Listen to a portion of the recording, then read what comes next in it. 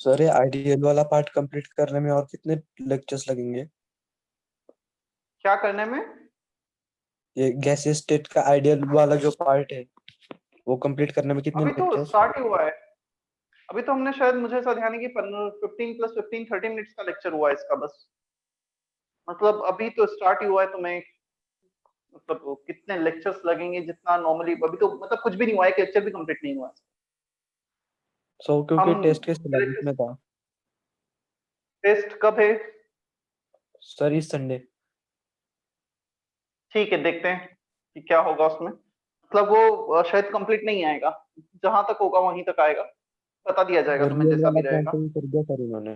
Sir क्या? वो real वाला पार्ट है ना गैसेस का, बस उतना ही कैंसिल किया है, आइडियल पूरा आ रहा है।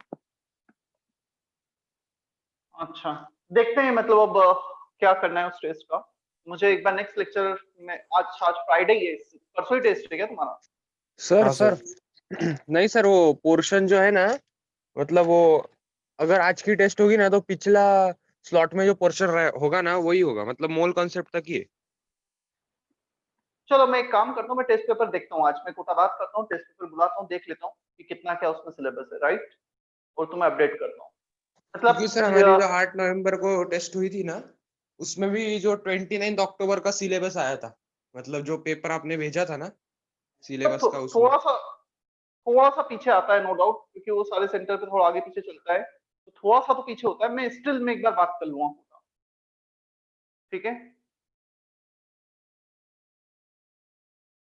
और सिर्फ केमिस्ट्री में ही डिफरेंस है सिलेबस में, और फिजिक्स और मैथ्स में भी डिफरेंस है?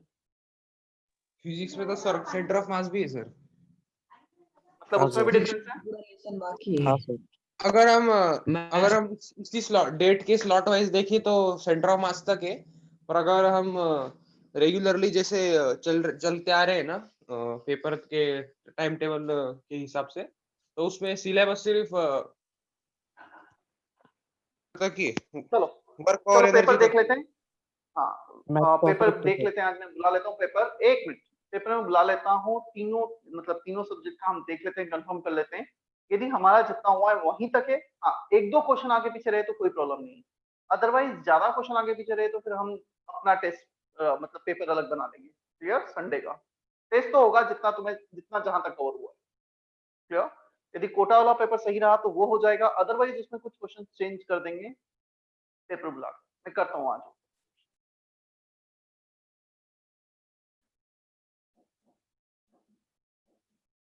सर अभी तक आपने क्या सिखाया? स्टार्ट कर रहा हूँ।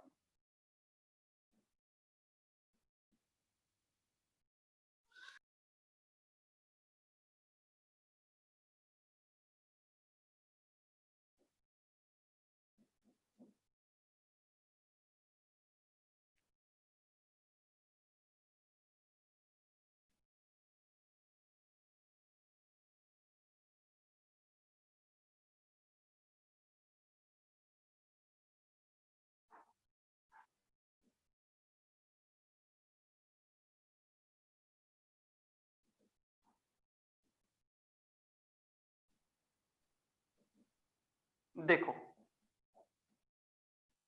काफी सिंपल सा सेटअप होता है इस बैरोमीटर का। इस बैरोमीटर में हमारे पास कुछ Hg होता है, मर्क्यूरी होता है, क्लियर यहाँ पर, एंड वन इन्वर्टेड ट्यूब। इसमें इनिशियली वैक्यूम होती है। ये let's say initially the whole system is placed in the vacuum. सबसे पहले पूरा का पूरा सिस्टम वैक्यूम में था, बाहर भी वैक्यूम, अंदर भी vacuum. Now if you want to measure the atmospheric pressure, हम इस सिस्टम को एटमॉस्फेयर में लेकर आते हैं। जैसे ये सिस्टम एटमॉस्फेयर में आएगा, ओपन टू एटमॉस्फेयर होगा, तो point C will be in contact with atmosphere. यदि पॉइंट सी एटमॉस्फेयर के कांटेक्ट में है, पीसी इक्वल टू पीएटीएम, ये हो जाएगा। Clear? Atmospheric pressure C point पर। अब सी पॉइंट पे एटमॉस्फेरिक प्रेशर आ गया। बी एंड सी, बी किसके कांटेक्ट में है? वैक्यूम के। सो बी और सी सेम हॉरिजॉन्टल लेवल पर हैं, they have zero vertical height difference. उनका वर्टिकल हाइट डिफरेंस नहीं है, तो बी और सी का प्रेशर तो सेम होना चाहिए। बट यहाँ पे ऐसा तो नहीं हो रहा है। सी एटमॉस्फेयर के कांटेक्ट में इतना प्रेशर, बी वैक्यूम के कांटेक्ट में, वैक्यूम के कांटेक्ट में तो वैक्यूम उस पर जीरो प्रेशर लगाएगा, बी पे जीरो प्रेशर। तो दोनों पॉइंट पे प्रेशर सेम नहीं आ रहा है। जैसे ही हम इस सेटअप को एटमॉस्फेयर में लेकर आएंगे, now this setup has tendency to come in equilibrium to achieve the same pressure at this point. क्या होगा, यहाँ पे जो Hg है, मर्क्यूरी है, it start rising in this tube. ये यहाँ पे राइज होना स्टार्ट होगा और कुछ इस लेवल तक आ जाएगा, जब तक कि ये जो हाइट है, ये हाइट एग्जैक्टली बी पर उतना प्रेशर न लगा दे जितना कि एटमॉस्फेयर पॉइंट सी पे लगा रहा है। बी और सी को अपना प्रेशर इक्वल करना है। तो अपने प्रेशर इक्वल करने के लिए the liquid will start rising in this tube and the pressure because of this liquid column at point B is equal to pressure at point C. Is that okay? क्या इतना clear है हमें? Yes sir. Yes sir. देखो, अब हम जब practically ये experiment perform करते हैं, ये हाइट एग्जैक्टली आता है 76 centimetre. That's why the atmospheric pressure is called 76 centimeter of Hg column. इसलिए उसे 76 सेंटीमीटर ऑफ Hg कॉलम कहा जाता है। 760 मिलीमीटर, 76 सेंटीमीटर और 0.76 मीटर। इस पॉइंट को मैं ले लेता हूं A। क्लियर? अब हमें जस्ट ये समझना है कौन सा पॉइंट का प्रेशर किसके इक्वल है। C is in contact with atmosphere at AM। हम यहाँ पर A किसके कांटेक्ट में? वैक्यूम के। A का प्रेशर 0, ये वैक्यूम के कांटेक्ट में, जो जिसके कांटेक्ट में उसका प्रेशर उतना हो जाएगा। B के लिए हम लिख सकते हैं PB equal to PC equal to PATM। They are present at the same horizontal level, vertical height difference 0 है। क्या हमने लास्ट टाइम में देखा था दो पॉइंट का pressure difference H rho G होता है, फिर H is vertical height difference। हाँ सर। तो vertical height difference 0 इनके बीच में same pressure। So basically in a liquid, two points which are present at the same horizontal level will have the same pressure। क्या ये statement भी लिखा था क्या हमने नोट करके, या नहीं लिखा था? No sir. मैं नहीं लिखा सर। दूंगा इसके बाद लिखा दूंगा वो। अब हम आते हैं प्रेशर डिफरेंस पर। PB minus PA equal to H rho G। PB minus PA is H rho G। Vertical height difference is H। A को लिख दो 0 और B को लिख दो PATM। तो इसे लिख दिया PATM माइनस 0। क्लियर? ये आ गया PATM, ये आ गया 0 from here and here is equal to H rho G। तो एटमॉस्फेरिक प्रेशर हमें मिल रहा है H rho G।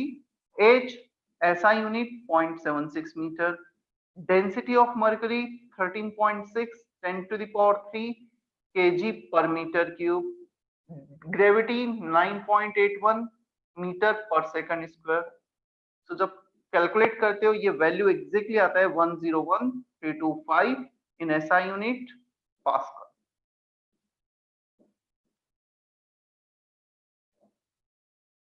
Is that okay? ये 101.325 कहां से आया? एक कैलकुलेशन से आता है।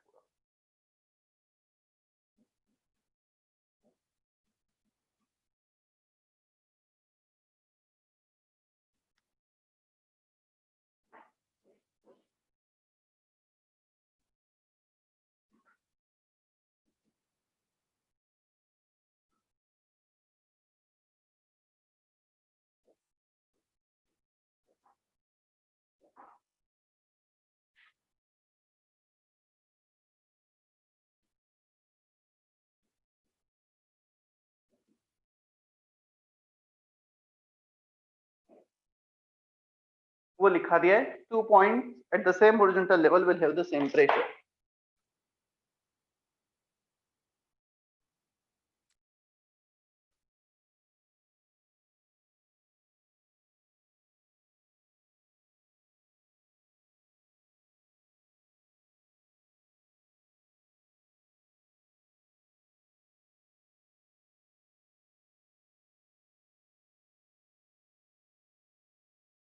सर हम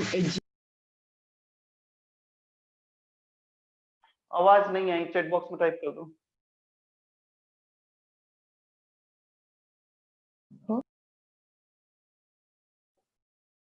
Sir, please repeat working of barometer.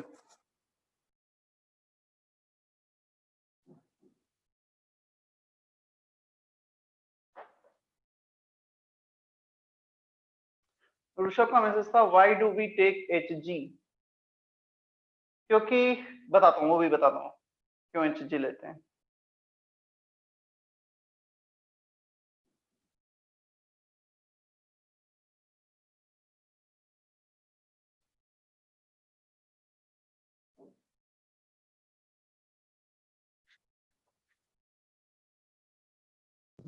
हो गया।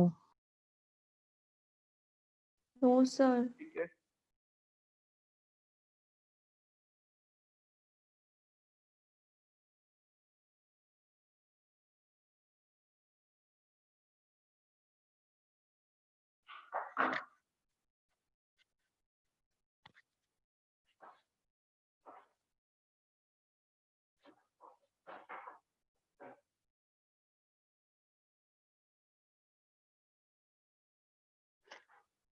हाँ और क्या मैसेज था sir? B point and C point is fix और इट विल चेंज।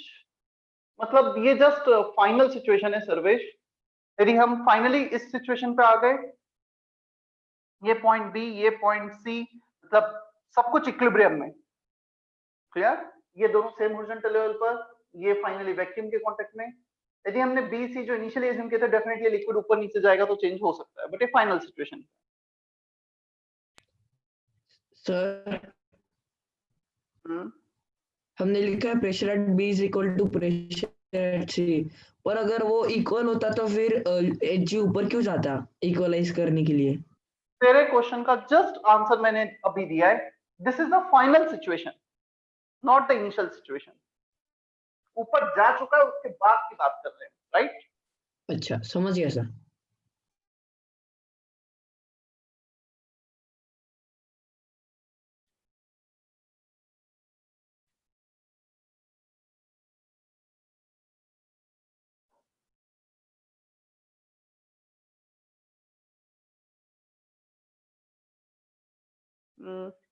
हितेश क्या मैसेज था सर? Please repeat. बैरोमीटर काफी पुराना मैसेज था वैसे वो।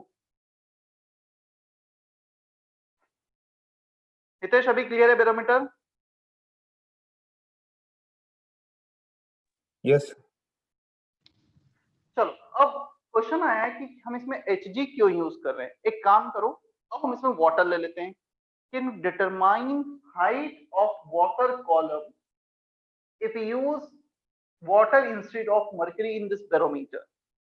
If we use water in this barometer, then what is the height of water column? The height for the mercury is 76 centimeter. क्या ऐसे हम हाइट निकाल सकते हैं वाटर कॉलम की? हिंट है, एटमॉस्फेरिक प्रेशर कभी भी अपना वैल्यू चेंज नहीं करेगा। तुमने लिक्विड चेंज किया, हाइट चेंज होगी, बट एटमॉस्फेरिक प्रेशर तो सेम ही रहेगा। तो ये हिंट है, सॉल्व करके बताओ। You don't need to write all and everything, just तुम इस फॉर्मूले का यूज कर सकते हो डायरेक्टली और वाटर कॉलम की हाइट बताओ। मतलब ये जो वैल्यू ये तो उतना ही रहेगा। तुमने वाटर चेंज किया मतलब डेंसिटी चेंज की, डेंसिटी चेंज होगी तो हाइट चेंज होगा, ग्रेविटी तो सेम रहेगा। तुम्हें सिर्फ इतना करना है, atmospheric pressure first time when you are using Hg, height of Hg, density of Hg into gravity. When you are using water column, H of H2O, density of H2O into G, ये दोनों quantity same होगी।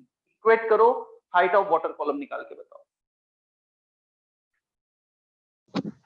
Density of water क्या होती है? Density of water नहीं पता है तुम्हें अब तक? हमने लिखा है मोल कॉन्सेप्ट में, मर्क्यूरी और वाटर की डेंसिटी तो पता होनी चाहिए। लिखा है नहीं लिखा है पहले तो मुझे बताओ, कहीं भी? नहीं सर, नहीं लिखा। कहीं भी नहीं लिखा है? लिखा है सर। ऐसा तो नहीं हो सकता कि अब तक नहीं लिखा है हो। लिखा है सर। सर आपने आईटीसी में लिखाया था। हाँ लिखा ही होगा, मतलब हम थर्ड सर वो चैप्टर पे हैं, डेंसिटी मोल कॉन्सेप्ट में वो डेंसिटी का चल रहा था ना, तब भी लिखा था आपने। तब भी लिखा था और आईटीसी में भी लिखा था।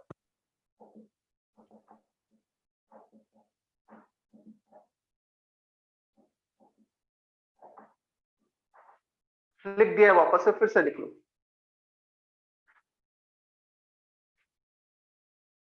सर 101 सेंटीमीटर आएगी हाइट। गलत है।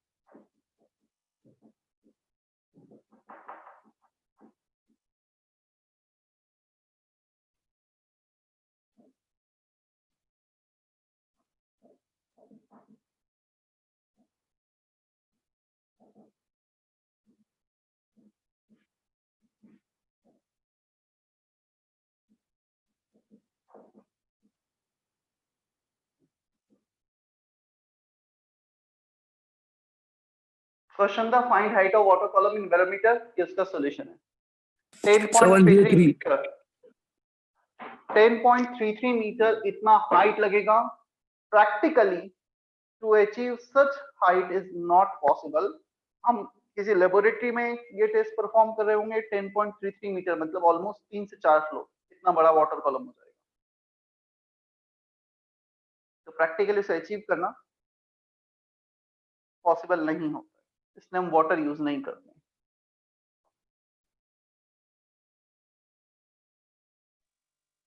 सर मतलब सबसे कम हाइट मर्क्यूरी की होती है क्या, इसलिए यूज करते हैं? सबसे कम हाइट मर्क्यूरी की होती है, सबसे ज्यादा डेंसिटी मर्क्यूरी की होती है लिक्विड में।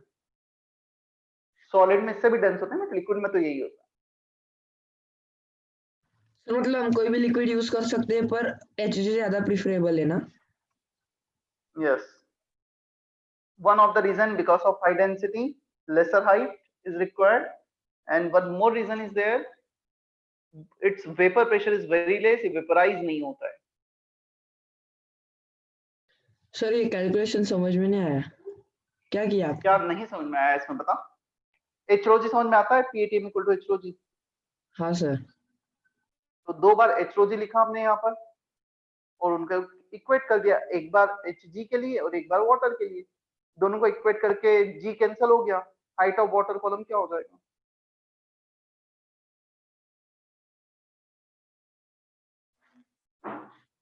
हमारा जो प्रेशर था, एटमॉस्फेरिक प्रेशर था, वो HROG, height of liquid column, density of liquid column into gravity.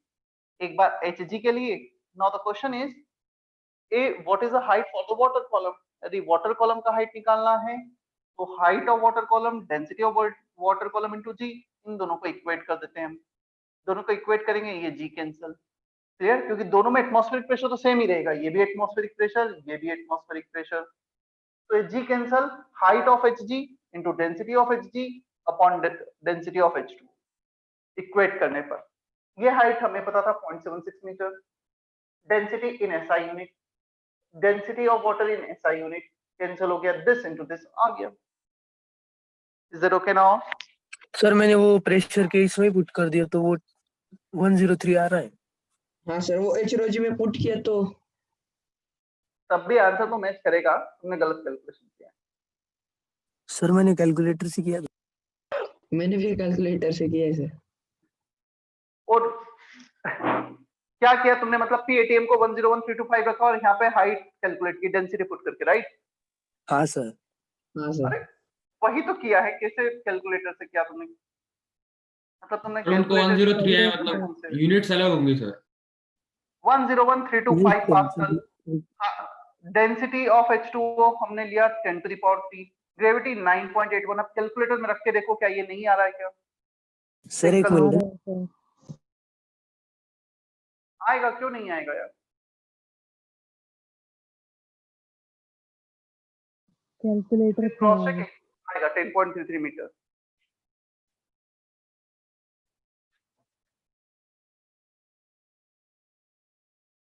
Abhiraj अभी क्लियर है? आ गया सर।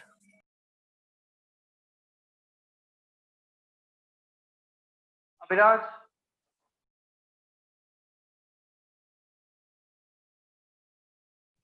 सर आपने वो रो ऑफ H2O क्यों लिखा है? कहाँ पर? कैलकुलेट आपने वो वैल्यूज डाले तो वो rho of H2O is equal to pressure at notes height height height height है क्या?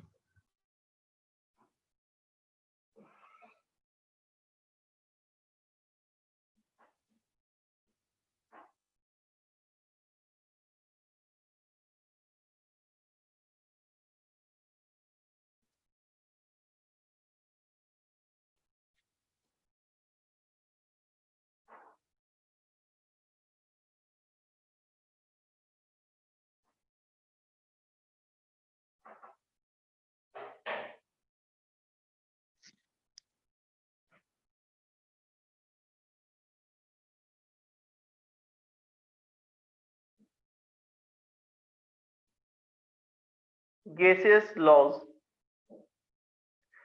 हमने pressure, volume, temperature, number of moles, कुछ डिफरेंट कैरेक्टरिस्टिक्स देखे हैं। Now the next thing is we are going to relate this characteristics कैसे वो एक दूसरे से रिलेट होते हैं, कौन से लॉज है, क्या कांस्टेंट होता है और कब हम इसको वेरी करते हैं, ये सब कुछ हमें देखना है। Clear? So there are 4 gases laws, Boyle's law, Charles law, Gay Lussac's law and Avogadro's law, जिनके बेसिस पे हम उन्हें रिलेट करने वाले हैं और फाइनली उन सबको मर्ज करके एक आइडियल गैस इक्वेशन बना देंगे।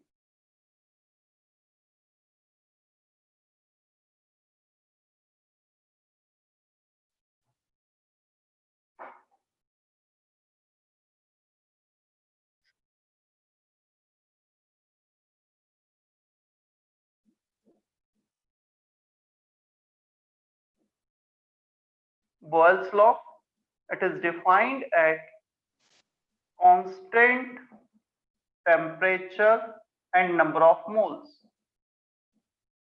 When number of moles and temperature are constant, तब ये हम explain करते हैं। Pressure of an ideal gas is inversely proportional to its volume at constant T and N।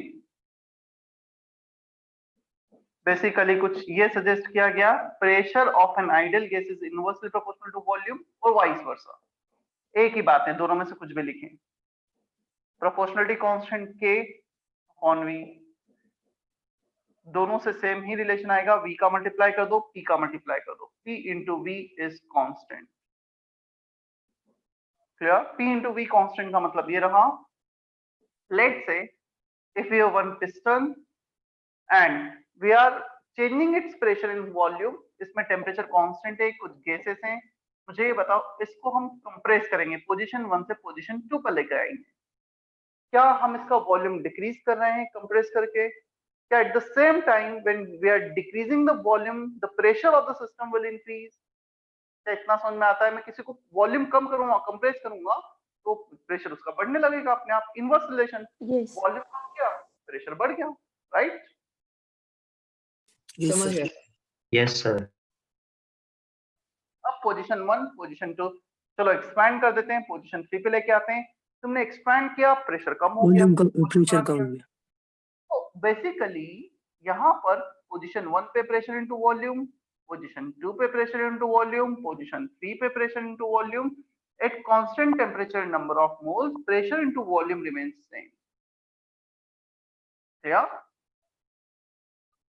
चलो आपने भी क्या बोला एट कांस्टेंट टेम्परेचर? सॉरी, आपने भी कुछ P1 लिखते हो कुछ बोला ना, एट कांस्टेंट टेम्परेचर। ये बोला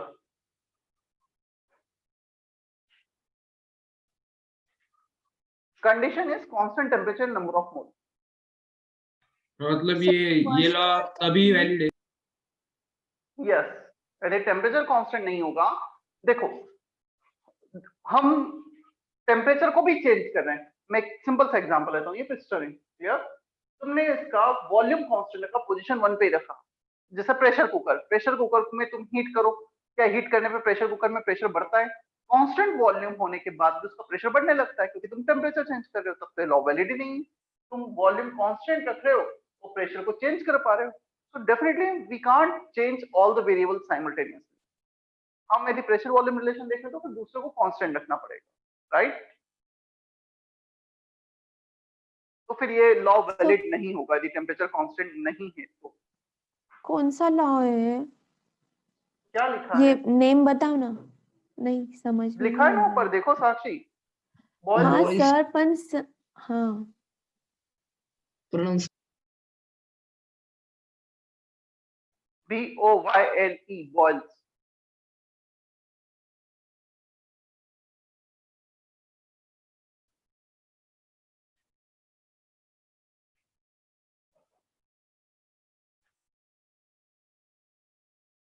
हो गया।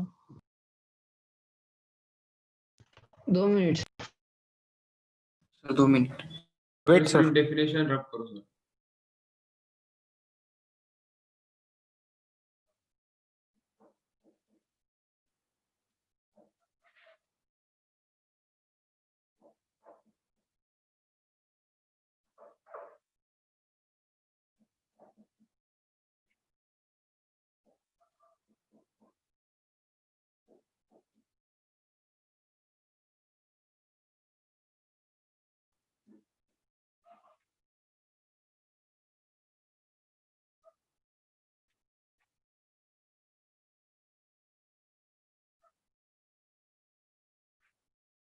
चलो कुछ ग्राफ हमें ड्रॉ करने हैं, pressure versus volume graph, first one. So first you need to realise the relation equation. किस मैथमेटिकल रिलेशन को फॉलो करना है? हमारे पास रिलेशन है pressure into volume constant. Pressure along Y axis, PV is constant.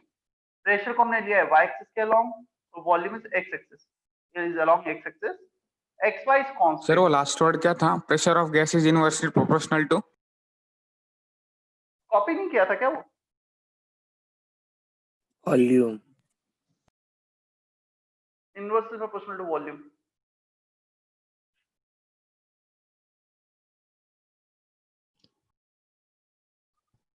Sir वो वाइक्स क्या है? एक मिनट, थोड़ा कम बोलो, मतलब मैं बताऊंगा एक बार। तो अभी मैंने एक्चुअली पिछला ही किसी ने कॉपी नहीं किया, इसलिए मैं रुक गया। मैं पूरा एक्सप्लेन कर रहा हूँ। कॉपी थोड़ा जल्दी करो, इतना स्लो, काफी स्लो कर रहे हो तुम।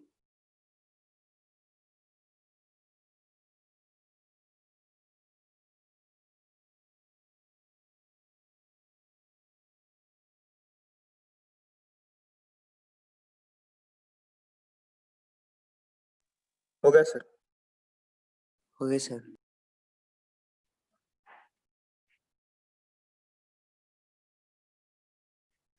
देखो, pressure is along Y axis, तो हमने इसको वाई लिख दिया। Volume is along X axis, तो इसको एक्स लिख दिया। एक्स इंटू वाई कांस्टेंट आ रहा है। क्या ये इक्वेशन एटॉमिक स्ट्रक्चर में हमने देखा था, इक्वेशन ऑफ हाइपरबोला यस देखा सर। था? यस हाइपरबोला कैसा होता है? ऐसा होता है, तो इसका रिलेशन ऐसा आ जाएगा, hyperbolic relation. Is that okay? If you are increasing the volume, pressure decreases. If you are decreasing the volume, pressure increases. Inverse relation. Is that okay? First graph. हमें सिर्फ ये करना है, y एक्सिस के along जो लिया उसे y लिखा, x एक्सिस के अलोंग जो लिया उसे x लिखा, और रिलेशन चेक किया कि वो स्ट्रेट लाइन है, हाइपरबोला है, पैराबोला है, क्या। हम ये वाला कर्व देखें, p वर्सेस 1/v, तो p equal to k 1/v, k/v relation था। क्लियर? हमने जस्ट v को डिवाइड कर दिया। Pressure along y axis constant, whole 1 upon volume is along x axis. पूरे के पूरे 1/v को हम x लिखेंगे। Is that okay? Y equal to kx. Or y equal to kx, this is the equation of a straight line passing through origin. कुछ ऐसा line होता है। क्या ये पढ़ा है हमने? y equal to kx, y equal to mx? अंश, Ashwin, is that okay? Yes sir. अब आते हैं थर्ड पर।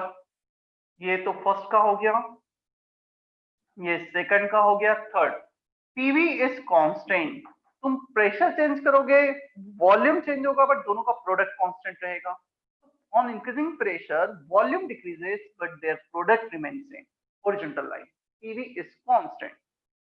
इस हॉरिजॉन्टल लाइन पे y कुछ कहीं भी चेंज नहीं होगा। Is that okay? Third curve.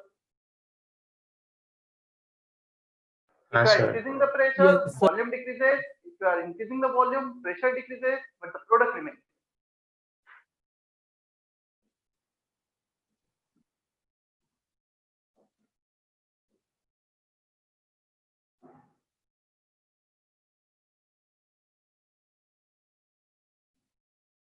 देखो, अब हमने क्या किया, ये जो ग्राफ था प्रेशर वॉल्यूम ग्राफ, इसको 3 अलग अलग टेम्परेचर पे ड्रॉ किया। पहले टेम्परेचर T1 रखा कांस्टेंट।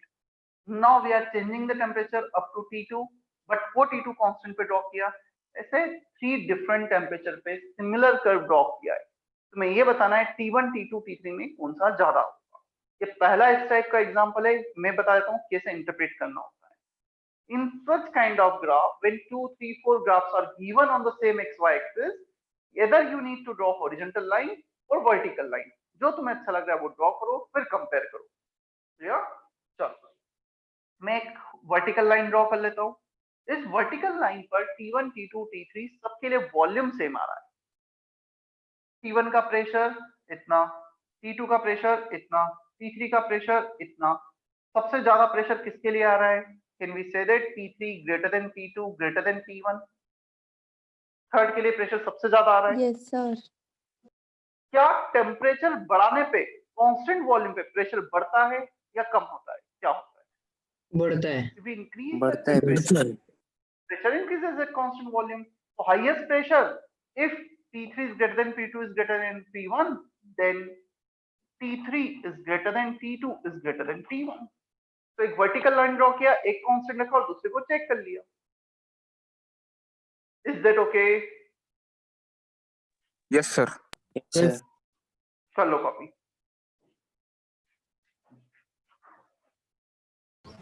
सर वो y इज इक्वल टू के वाला एक बार समझो ना, डिस्कनेक्ट हो गया था। क्या? y इज इक्वल टू के वाला वो ग्राफ, वो नहीं वो समझा मैं। हाइपरबोलिक इक्वेशन है। y into x is hyperbolic equation। ये सेकंड वाला फर्स्ट वाला कौन सा? फर्स्ट वाला। This is hyperbolic equation, pressure is along y axis, volume is along x axis और हाइपरबोला कर्व ऐसा आता है, ये हमने पढ़ा है एटॉमिक स्ट्रक्चर में। x into y constant is such kind of curve, y equal to kx is straight line passing through origin। Sir आपने फर्स्ट एंड थर्ड में P into V is equal to K लिया, तो second में आपने P upon V is equal to K क्यों नहीं लिया? फिर से बोलो, नहीं समझ में आया। आपने फर्स्ट और थर्ड में P इंटू वी लिया, तो सेकंड में आपने P into 1 upon V is equal to K क्यों नहीं लिया?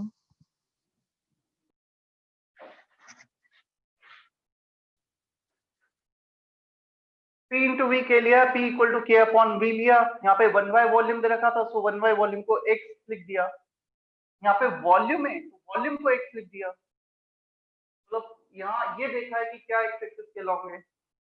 फॉर्मूला ही चेंज हो जाएगा ना फिर सर। प्रीति समझ में आया? नहीं आया? नहीं मैं वो नहीं बोल रही, सेकंड में आपने P into 1 upon V is equal to K क्यों नहीं लिया?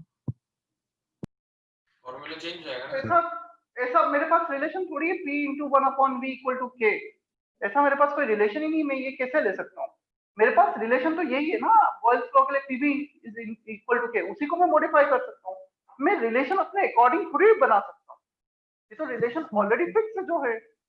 और PV equal to 1 by K, मैं इसका फॉर्म चेंज कर सकता हूँ, मैं इसको K by V लिख सकता हूँ, दैट इज ओके। मैं इसको ऐसे लिख सकता हूँ V equal to K upon P, that is okay. But मैं ये कैसे लिख सकता हूँ P इंटू 1 by K? ये तो रिलेशन ही नहीं है बॉयल्स लॉ का। तो ऐसा नहीं कि रिलेशन मैं लिख रहा हूँ, ये तो जो फिक्स है वो रिलेशन है, उसको we can just modify the form, we can not change the relation. तो ये रिलेशन तो सेम है, कुछ अलग नहीं है, जो बॉयल्स लॉ ने सजेस्ट की। हाँ सर आ गया सर।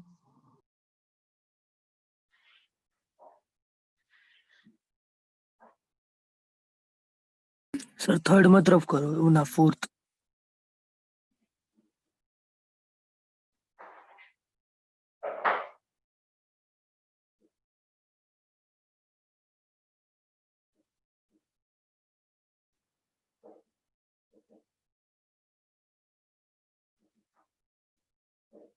अब हम प्रेशर और नंबर ऑफ मोल्स को कांस्टेंट रखते हैं, टेंपरेचर और वॉल्यूम रिलेशन देखते हैं। क्या लगता है, if we increase the temperature volume will increase और वॉल्यूम विल डिक्रीज और volume will not change. Constant pressure पे तो टेंपरेचर बढ़ा रहे सिस्टम का, एक्सपांशन होगा, कॉन्ट्रैक्शन होगा, क्या होगा? एक्सपेंशन होगा। एक्सपेंशन। तो ये तो सभी को समझ में आता है। On increasing temperature volume of the system increases, clear? तो वॉल्यूम सर थोड़ा वॉल्यूम रेज कीजिए ना। मैक्सिमम वॉल्यूम मेरे तरफ से। आवाज कम आ रही है क्या किसी को, और भी किसी को? No sir. थोड़ा इको हो रहा है। इको हो रहा है सर सच में।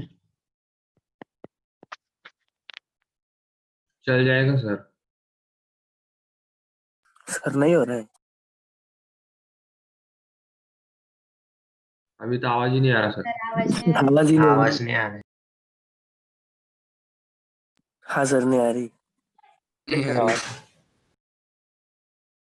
आवाज नहीं आ रही सर। माइक म्यूट इस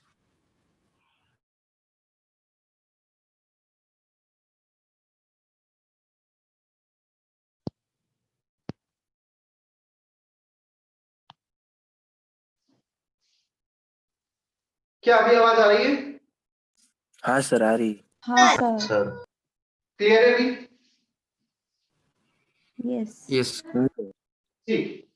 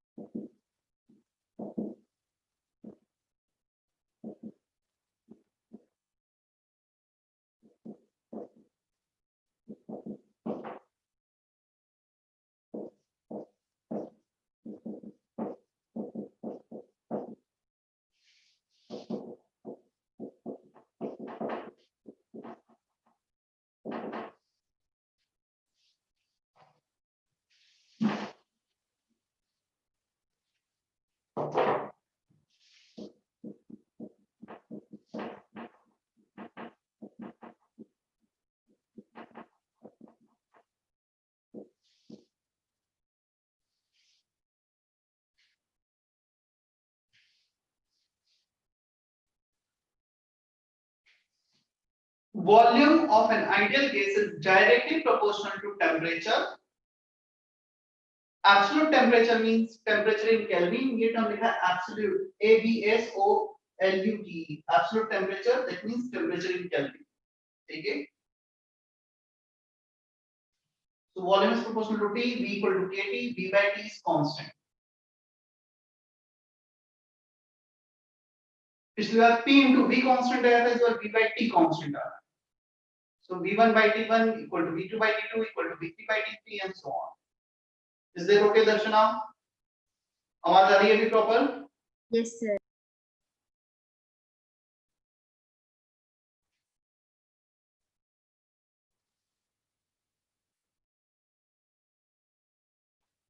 ये तो टेम्परेचर केल्विन में हो गया। जब डिग्री सेल्सियस में रिलेट करने जाएंगे तो कुछ रिलेशन ऐसे आता है, volume at temperature T degree Celsius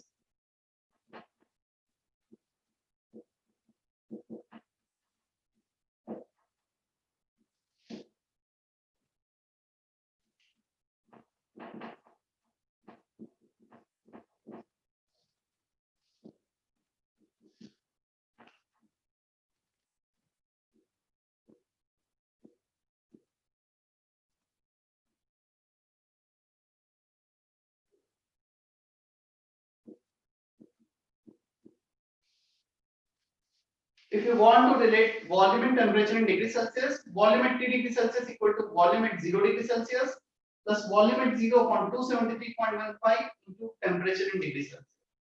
kelvin में डायरेक्टली प्रोपोर्शनल आएगा, यहाँ पर ये आ जाएगा।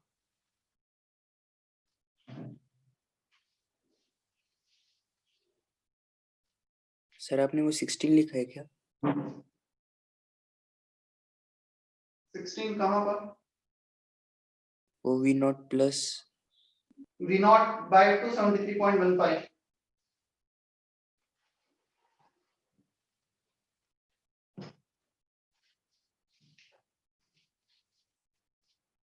V naught plus V naught by 273.15.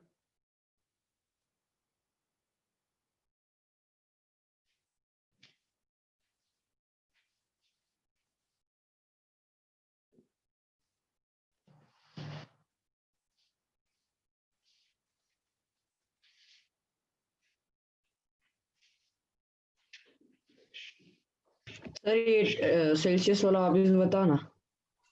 मतलब ये जस्ट मैथमेटिकल रिलेशन है जो ध्यान रखना है, इसमें nothing to explain here. Volume at T degree Celsius equal to volume at 0 degree Celsius plus volume at 0 upon 273.15 into 0 degree Celsius और T degree Celsius पे वॉल्यूम को रिलेट किया गया। ये 0 डिग्री सेल्सियस पे T डिग्री सेल्सियस पे, यहाँ पे टेम्परेचर डिग्री सेल्सियस में ही केल्विन में था कैपिटल। सर वो आपने वो डेफिनेशन में वॉल्यूम ऑफ एन आइडियल, तो उधर गैस होना चाहिए था ना। वो क्या लिखा है सर? क्या volume of an ideal, volume of, हाँ volume of an ideal gas, ideal gas, gas लिख लो चाहो। सर इधर वॉल्यूम और 1/T का ग्राफ हाइपरबोला आएगा ना? देखते हैं, ग्राफ भी देखना है अभी हमें, तो जितने भी ग्राफ है वो भी देखते हैं हम।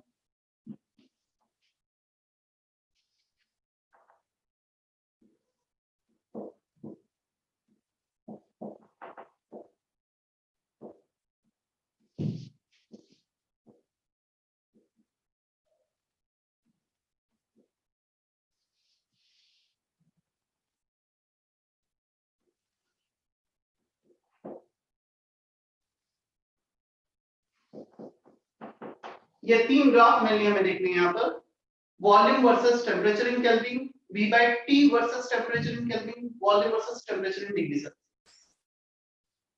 ट्राई करो। सर पहला वाला स्ट्रेट लाइन होगा ना? हाँ सर, ओरिजिन से स्ट्रेट लाइन। सारी स्ट्रेट लाइन होंगे, बट स्ट्रेट लाइन कौन से कैसे होंगे ये तुम्हें ड्रॉ करके देखना है, फिर मैं बताऊंगा at the end. Draw all the graph.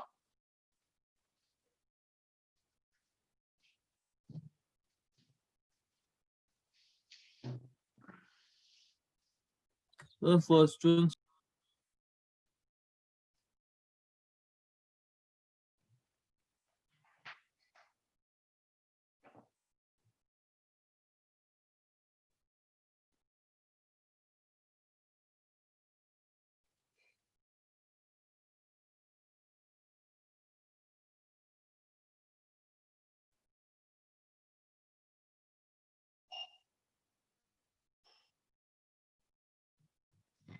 हो गया sir.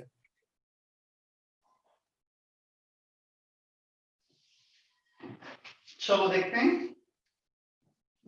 V equal to KT along y axis along x axis।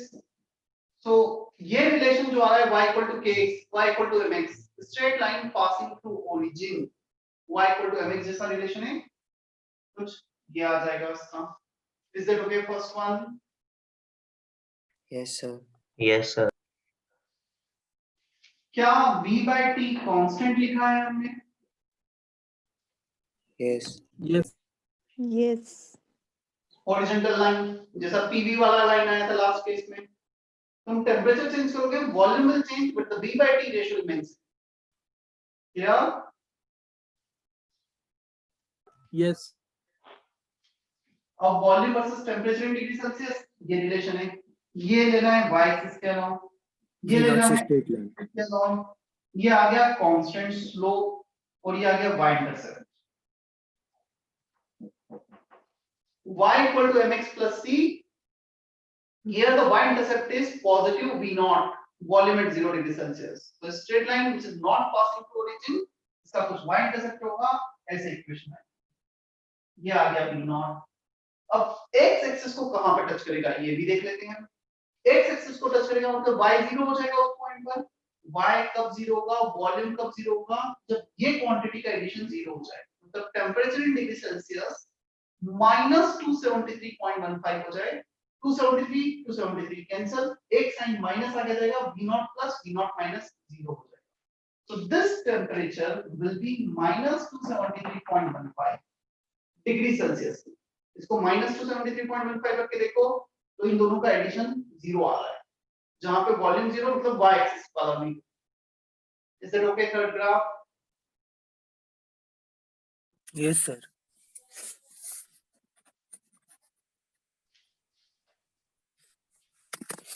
Third graph के नीचे क्या लिखना है?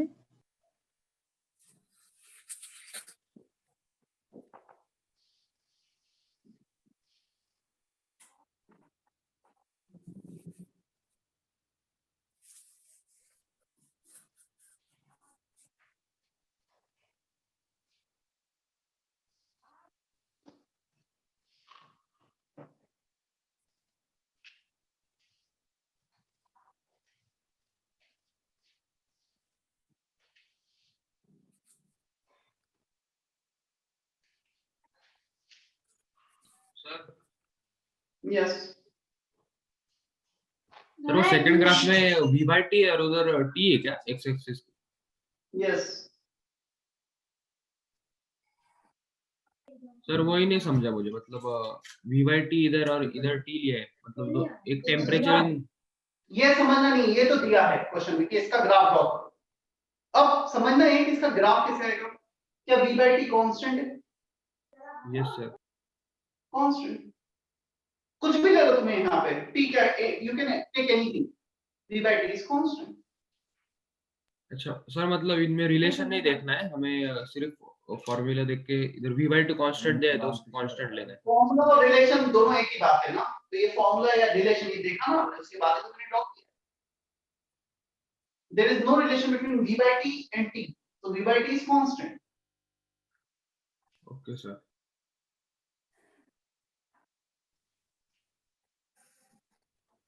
चलिए ड्रॉ।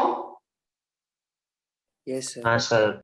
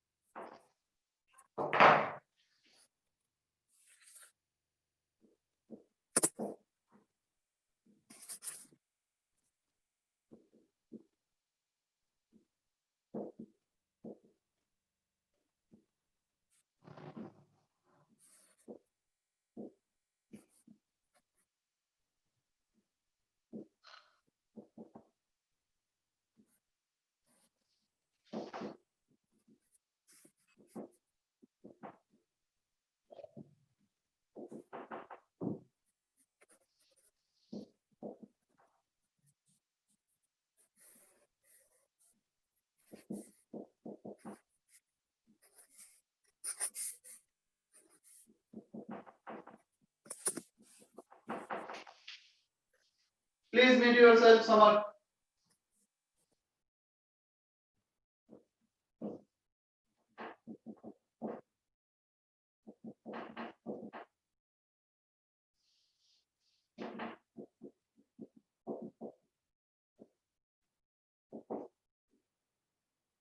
सर आईटीसी में भी था। क्या था?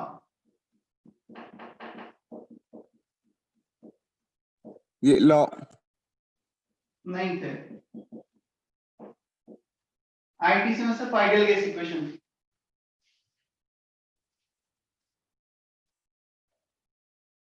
वो भी मैंने मना कर दिया था, और क्योंकि मैं इस चैप्टर में उसे डिटेल में बताने वाला था। चलो, Gay Lussac's law, a constant volume and, तो पहले तुम पूरा कॉपी करो, फिर लास्ट में से देखा रहेगा।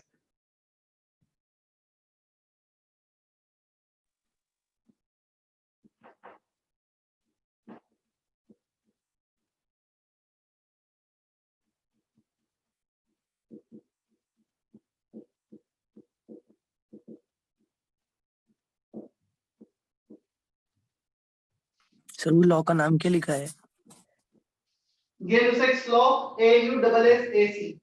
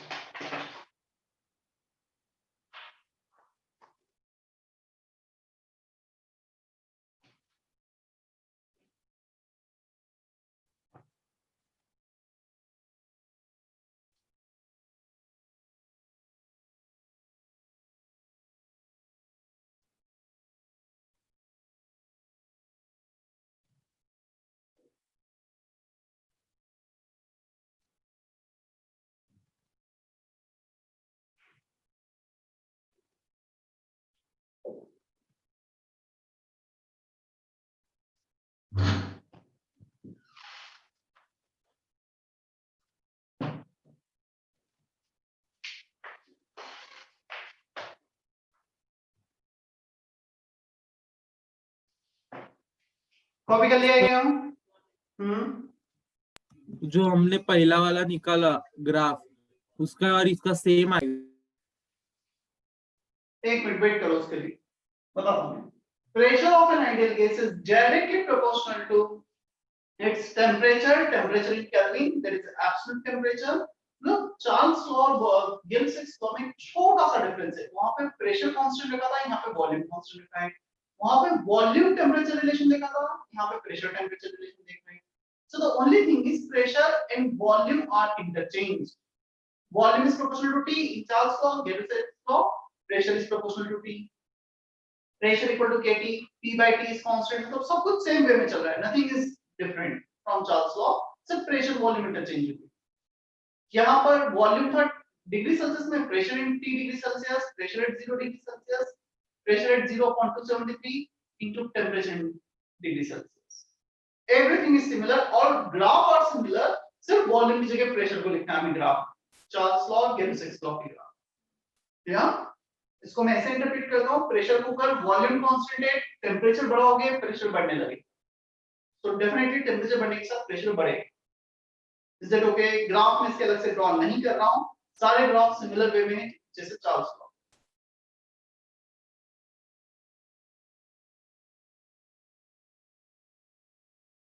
सर लिखना बाकी है. दर्शना का मैसेज था, what is the difference between directly proportional and inversely proportional.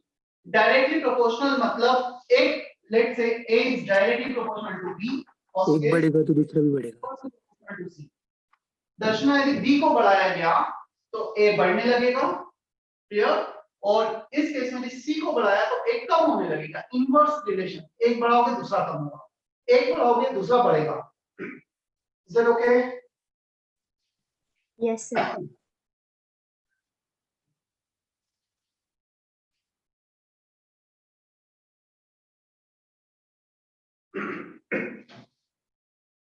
Athar clear है इतना?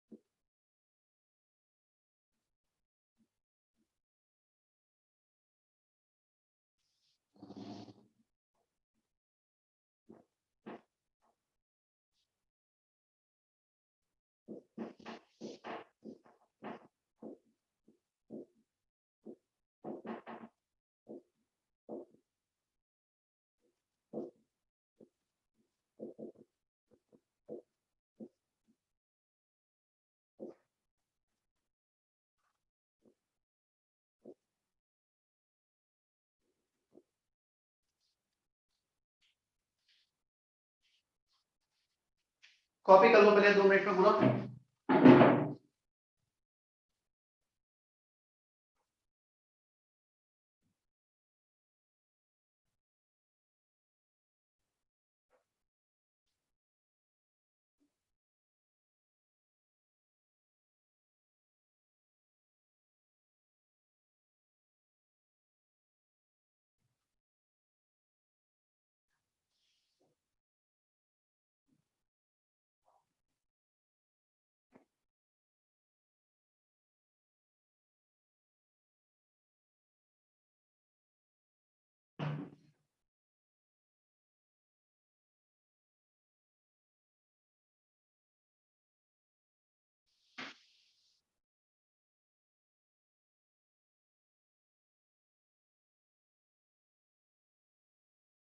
हो गया।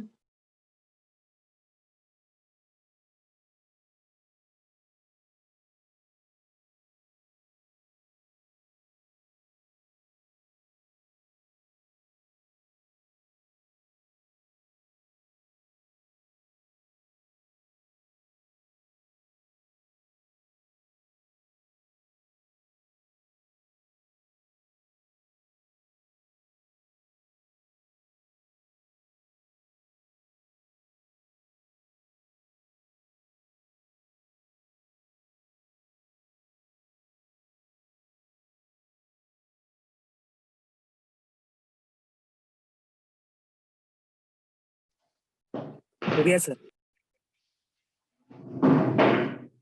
Avogadro's law, constant pressure and temperature, volume of an sir ideal रुको। gas। अरे मैं एक्सप्लेन ही कर रहा हूँ, रब नहीं कर रहा हूँ कुछ। Volume of an ideal gas is directly proportional to number of moles। जितने ज्यादा मोल्स होंगे गैसेस के उतना ज्यादा वॉल्यूम होगा, होना भी चाहिए। 1 मोल लिया, 1 से 2 मोल कर दिए, वॉल्यूम डबल हो जाएगा at constant pressure and temperature. So volume of an ideal gas depends only on number of moles. It is independent on nature of gas। तुमने SO2 के मोल लिए, NO2 के लिए, किसी के भी लिए, सबका यदि सेम प्रेशर टेंपरेचर है तो वॉल्यूम सेम होगा। Derivation of ideal gas equation, Boyle's law ने सजेस्ट किया volume is proportional to 1 by p। Charles law ने सजेस्ट किया volume is proportional to p। Avogadro's law suggested volume is proportional to number of moles। If we combine all these three laws, then the volume is proportional to n into T upon P। ये कुछ आ जाएगा। Proportionality constant आ गया यहाँ पर R, universal gas constant कहते हैं, इसका value भी अभी हम देखेंगे। तो P को मल्टीप्लाई कर दिया, PV equal to nRT। This is ideal gas equation which is derived from the gases laws. उनसे ही डिराइव की गई है। यदि हम ये क्वेश्चन याद रखेंगे तो काफी बार हमें इंडिविजुअल लॉ का यूज भी नहीं आता, हम इससे ही सब कुछ सॉल्व कर लेते हैं। इसमें सारे लॉ कंबाइंड फॉर्म है। या सर अब क्वेश्चन आता है आर का वैल्यू क्या होगा, बोलो। सर वो हमने वो उनको कंबाइन करके लिखा है, तो आपने वो मल्टीप्लाई किए क्या वो सारे रिलेशन या? Yes, n into t upon p। a b के प्रोपोर्शनल, a c के प्रोपोर्शनल, a d के तो sir inverse, a v proportional multiply नहीं हुआ? c, b into c upon d। Sir v multiply नहीं हुआ v में? क्या? मतलब आपने रिलेशन को मल्टीप्लाई किया ना, हाँ, तो v इंटू v नहीं हुआ? ऐसे नहीं है, तुम उसको ऐसे इंटरप्रेट करो। एक क्वांटिटी है जो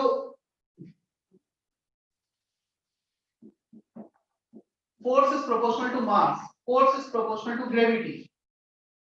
जितना ज्यादा ग्रेविटी होगा उतना ज्यादा फोर्स लगेगा डाउनवर्ड डायरेक्शन, जितना ज्यादा मास होगा उतना ज्यादा फोर्स लगेगा। ऐसा लिखेंगे ना फिर, force is proportional to m into g।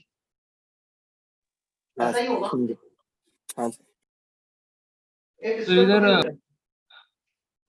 Hmm, sir इधर वॉल्यूम डायरेक्टली प्रोपोर्शनल है 1 बाय प्रेशर के, और वॉल्यूम टेम्परेचर के डायरेक्टली प्रोपोर्शनल है। पर गेल-लुसाक्स लॉ में तो टेम्परेचर डायरेक्टली प्रोपोर्शनल है प्रेशर के। तो इधर अगर हम इस रिलेशन को देख के हम ये नहीं लिख सकते क्या? ऐसा क्रॉस चेक नहीं करते, यदि हम वॉल्यूम देखें तो सिर्फ वॉल्यूम के सारे रिलेशन देखेंगे ना फिर। मतलब ऐसा तो दो अलग अलग देखेंगे तो फिर सब कुछ मतलब वेरी करेगा। यदि हम वॉल्यूम के देखें तो सिर्फ वॉल्यूम के देखेंगे।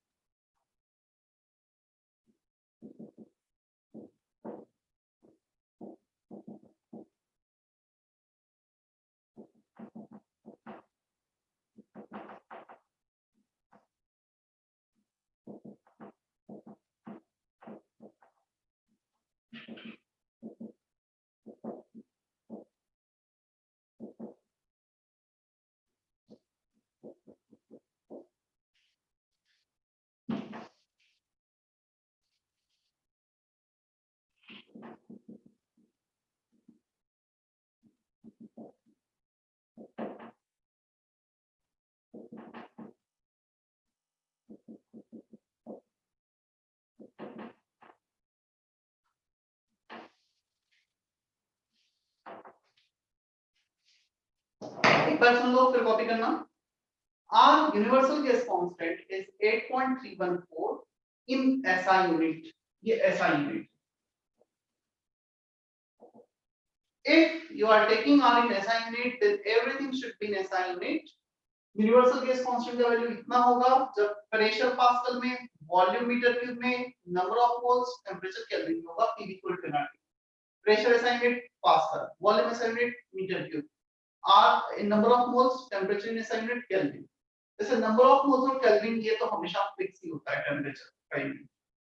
R का सेकंड वैल्यू 0.0821 atm लीटर पर मोल पर केल्विन। अब ये वैल्यू कब यूज आएगा सर? प्रेशर को एटमॉस्फेरिक यूनिट में लोगे, वॉल्यूम को लीटर में लोगे, तो हम ये वाला यूनिट यूज करेंगे। A नॉट T तो हमेशा सेम यूनिट्स में। Clear? So PV equal to nRT में R जो यूनिवर्सल गैस कांस्टेंट है उसके हमने डिफरेंट वैल्यूज देखे। यूनिवर्सल गैस कांस्टेंट ऐसा हमारे पास R का कोई वैल्यू नहीं है जिसमें हम प्रेशर को पास्कल और वॉल्यूम को लीटर ऐसा क्रॉस यूनिट यूज कर सकें या ऐसा क्रॉस यूनिट यूज कर सकें। ऐसा क्रॉस यूनिट क्वेश्चन में दे रखा है तो या तो प्रेशर को इसमें कन्वर्ट करो या उसको इसमें कन्वर्ट कर दो। और यूनिट कन्वर्जन हमने देखे हैं प्रेशर के, वॉल्यूम के, सब कुछ। हमने इस चैप्टर को स्टार्ट ही वहीं से किया था, राइट?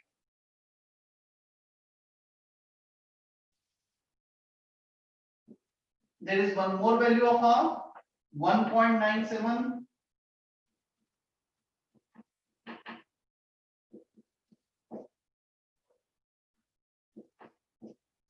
ये वैल्यू कभी भी PV इक्वल टू nRT में यूज नहीं आता है।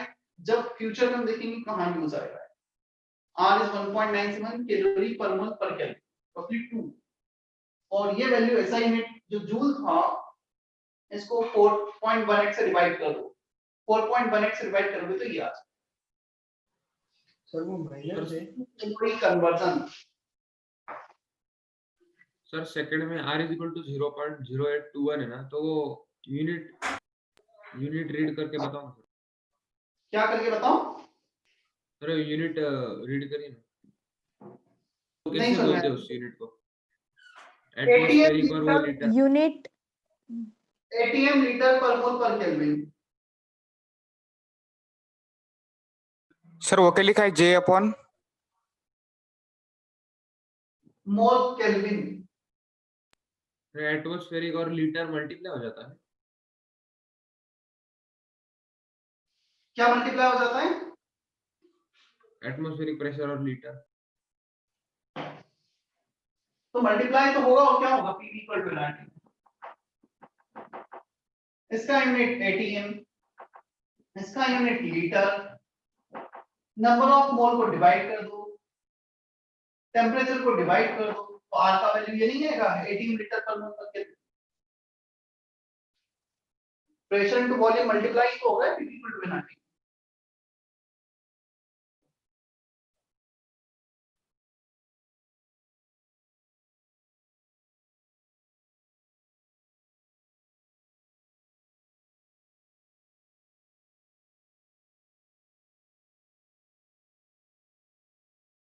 सर स्क्रीन ब्लर हो गई है। नहीं सर। सर ये थर्ड पॉइंट में और कुछ लिखना है क्या नीचे? नो।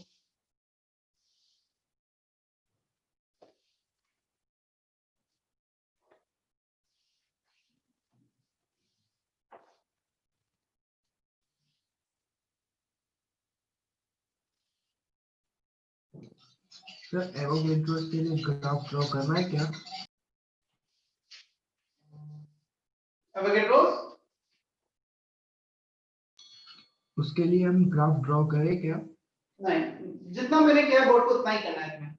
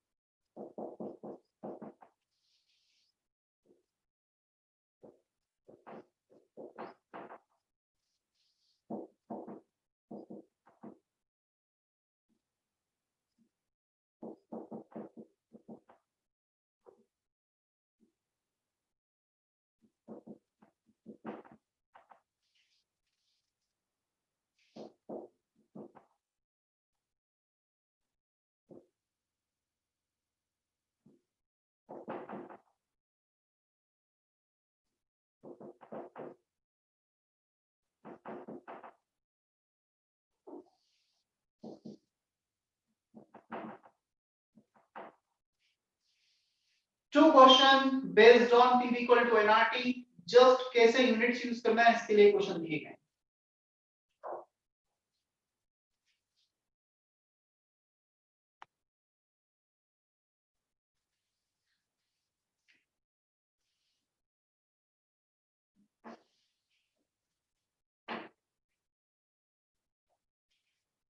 सर पहले डिग्री सेल्सियस को केल्विन में कन्वर्ट करना पड़ेगा ना? दिमाग लगाओ तुम, अभी फिर मैं बताऊंगा। सब कुछ बोर्ड पे लिखा था, तुमने कॉपी किया है, इस यूनिट में क्या लेना है।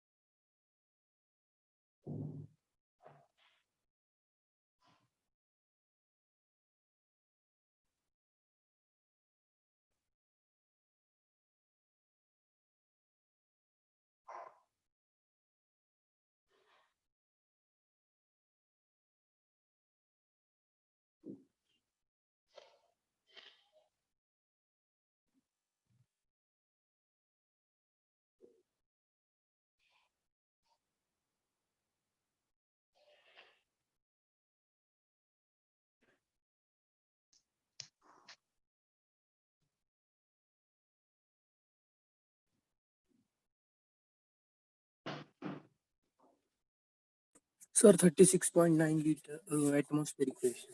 चेक करना आंसर में जब सॉल्व करो। करता हूं मैं फर्स्ट क्वेश्चन।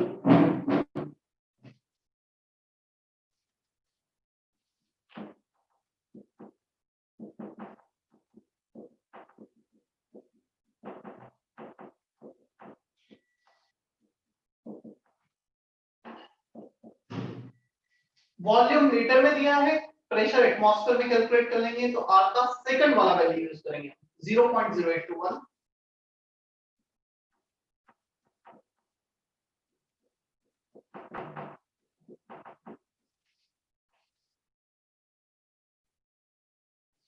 मोल एटीएम लीटर वाला वैल्यू केल्विन में कन्वर्ट किया है लीटर, तो प्रेशर एटमॉस्फेयर में आएगा।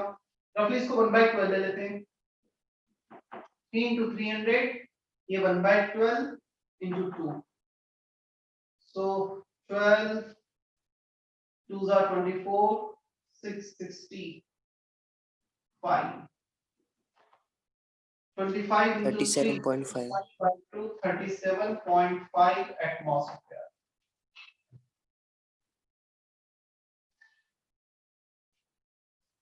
सेकेंड केस में टेम्परेचर निकालना है, which is PV upon NR। Units का ध्यान रखना, सिमिलर टाइप के यूनिट्स में रखना। सेकंड वाला ऐसा यूनिट में सॉल्व करना है हमें।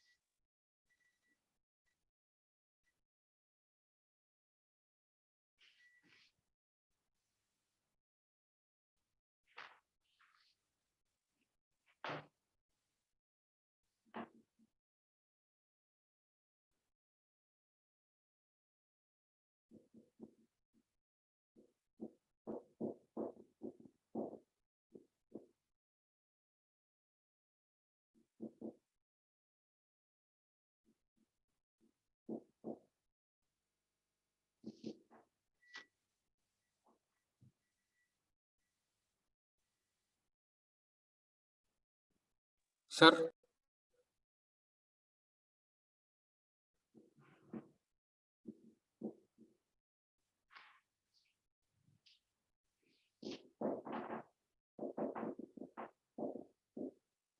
72 Kelvin.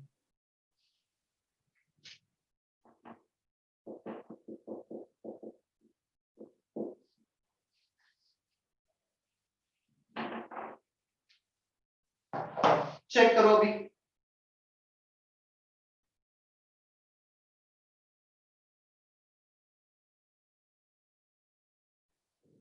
नहीं मैंने, हाँ ठीक है, सही किया। PV pressure in pascal, volume in litre से मीटर क्यूब में कन्वर्ट किया, volume in metre cube, number of moles R का ऐसा यूनिट हुआ है। ये दोनों मिलके 100 हो गए, 100 bye 25 is 4, 4 to the 8, 8 to the 24, 24 to the 70। Sir मेरा 70 आ रहा है, चलेगा क्या? मतलब अप्रॉक्स मतलब 73। मतलब 0.081 लोगे तो थोड़ा सा डिफरेंस आ जाएगा। तो सर वो चलता है क्या? थोड़ा माइनर मिस्टेक। ऑप्शन कैसे दिए, मतलब मेरा अप्रोक्सीमेटेड है, 0.081 लिया होगा उसका एग्जैक्ट आएगा, मेरा अप्रोक्सीमेटेड आंसर।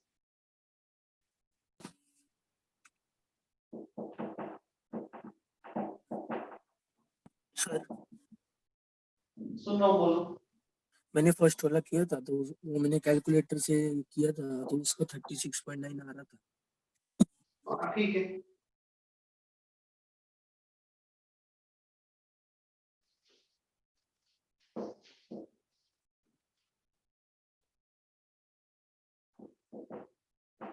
होमवर्क नोट कर लो, मैं अटेंडेंस ले रहा हूँ। सर आइडियल गैस के बुकलेट का ही ना?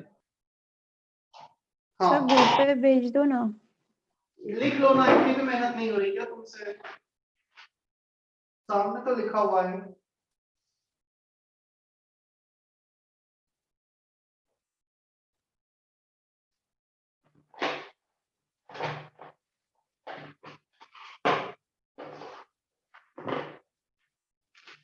सर अभी मूल कॉन्सेप्ट का पार्ट 2 भी करना है ना, एक्सरसाइज 2 का? हाँ वो तो पहले दिया था, जो दिया ही था ना। सर नहीं, आगे का। मूल कॉन्सेप्ट का कहाँ तक डिस्कस हो गया है हमारा? जेई मेंस हो गया है, जेई एडवांस बचा और एक्सरसाइज 2 बचे हैं। ठीक है, वो भी कर लेना, बचा हुआ मूल कॉन्सेप्ट सारा कर लेना। होमवर्क में exercise 1 section A part 2 only, part 1 नहीं है।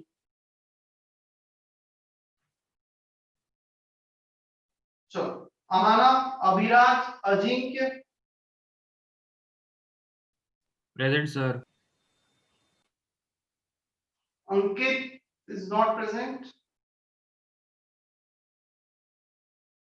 अंश, Ashwin, Atharva. Present sir.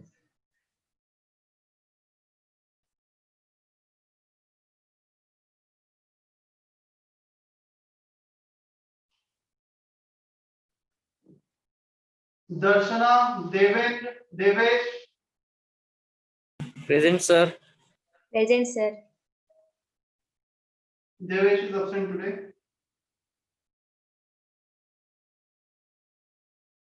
Harshita, Harshvardhan, Hitesh, present Hrishikesh, sir. present, Ishaan, sir. Lakshmi, present sir. Mansi, Piyush Shinde, Piyush Chandwani, present.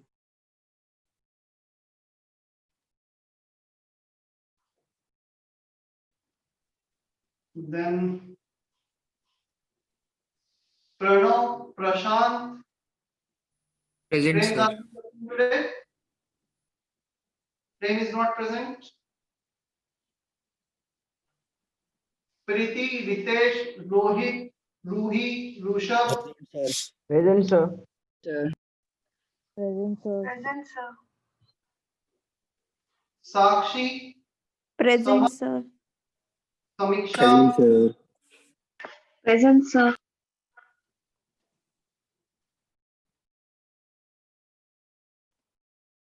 Samruddhi, Sarvesh, Present, sir. Present. Shami,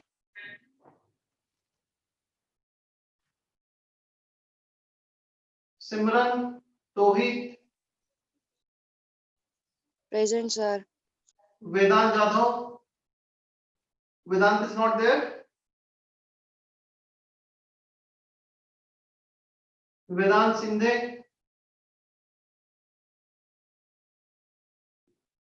दोनों वेदांत प्रेजेंट नहीं है. Vineet, Yagnesh, Present. Present, sir. Present, sir. ठीक है. You may name now. मैं भी Sir. प्रेजेंट हूँ सर. मैं मतलब नाम बताओ. ईशान. प्रशांत, हाँ प्रेजेंट लगा दी तुम्हारी. सर ईशान. हाँ ईशान की भी present. Sir. Bye, sir. Sir. हाँ Bye, sir.